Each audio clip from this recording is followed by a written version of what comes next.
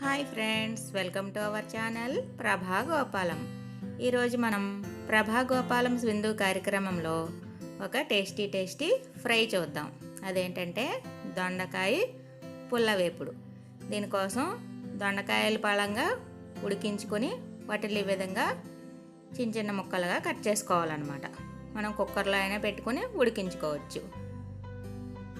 దీంట్లో చింతపండు గుజ్జు కోసం కొంచెం చింతపండు వాటర్ వేసుకొని నానబెట్టుకోవాలి.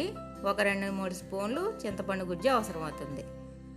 దాంతోపాటు తాలింపుకి శనగపప్పు, మినప్పప్పు, ఆవాలు, జీలకర్ర, ఎండుమిర్చి తీసుకోవాలి.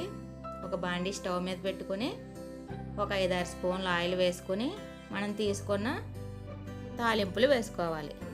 ఈ వేపుడికి కొంచెం తాలింపులు ఎక్కువగా వేసుకుంటే బాగా అనిపిస్తుంది. కరకరలాడుతూ మనకి తగులుతూ ఉంటాయి అన్నమాట. అవి కొంచెం వేగాక మనం తీసుకున్న ఎండుమిర్చి చిన్న చిన్న ముక్కలుగా కట్ చేసుకొని వేసుకొని దోరగా వేయించుకోవాలి.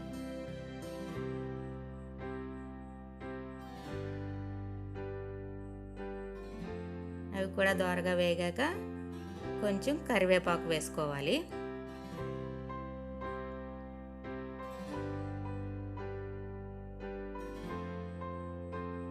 ఇప్పుడు మనం ఉడికించి పెట్టుకున్నాం కదా, ముక్కలు కట్ చేసుకొని ఆ దొండకాయ ముక్కలను వేసుకోవాలన్నమాట. ఈ ఫ్రై చేసుకోవడం చాలా ఈజీ. దొండకాయలు ఆల్రెడీ ఉడికించుకున్నాం కదా, 5 నిమిషాల్లో మనకి చాలా టేస్టీ ఫ్రై తయారైపోతుంది.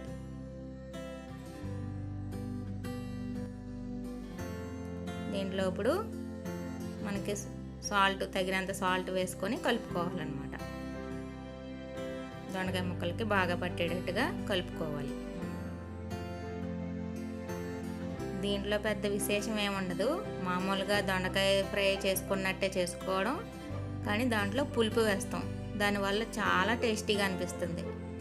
ఏముంది దీంట్లో అని అనిపిస్తుంది చూడడానికి, తింటే తెలుస్తుంది దీని రుచి ఏమిటన్నది. ఇప్పుడు కొంచెం పసుపు కూడా వేసి కలుపుకుంటున్నాను. ఇక మూత పెట్టి ఉడికించే పని లేదు, ఆల్రెడీ ఉడికిపోయాయి కదా. ఈ విధంగా బాగా వేయించుకోవాలన్నమాట.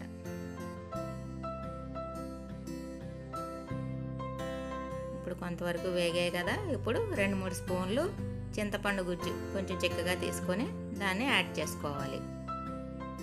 ఇప్పుడు ఈ చింతపండు గుజ్జు వేసుకున్నాక కూడా ఒక 5-10 నిమిషాల పాటు సన్నపు సెగన పెట్టుకొని మూత పెట్టకుండా వేయించుకోవాలి. మూత పెడితే మళ్ళీ వాటర్ వచ్చేస్తుంది, ఫ్రైలా రాదు.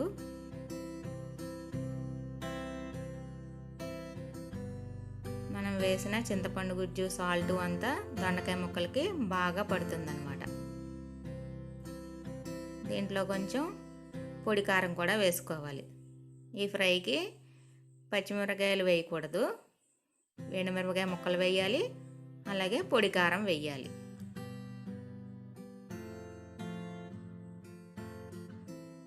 ఈ విధంగా బాగా పట్టేటట్టుగా మధ్యలో కలుపుకుంటూ ఉడికించుకోవాలి.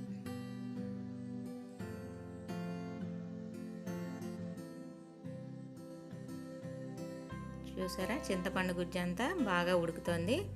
మన దొండకాయ ముక్కలు ఉడికి మెత్తగా ఉన్నాయి కదా, వాటికి ఈజీగా పట్టేస్తుంది అనమాట. ఒక 5 నిమిషాల పాటు అలా కలిగి పెట్టుకుంటూ వేయించుకుంటూ ఉంటే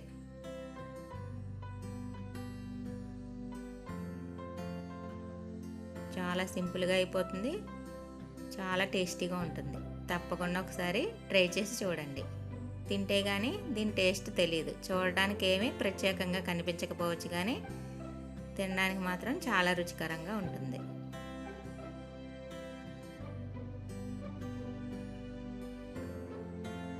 ఇక బాగా దగ్గర పడిపోయింది, గుజ్జు కూడా దగ్గరికి వచ్చేసింది. ఫ్రై అంతా చాలా బాగా రెడీ అయిపోయింది. ఇక మనం స్టవ్ ఆఫ్ చేసుకోవడమే.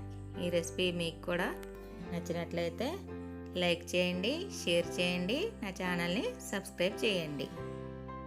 మీరు ట్రై చేసి ఎలా ఉందో నాకు కామెంట్ చేయండి. Thank you.